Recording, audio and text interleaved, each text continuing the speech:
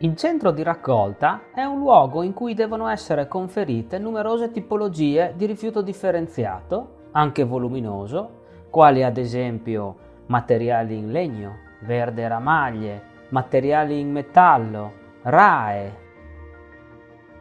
ingombranti, oli alimentari ed autotrazione, pneumatici e molto altro.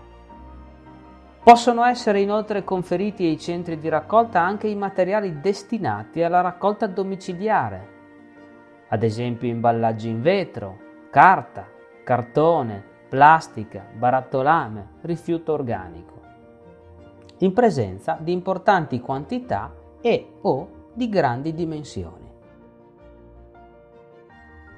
Sono autorizzati al conferimento di rifiuti soltanto i titolari di utenze tari domestiche e non domestiche.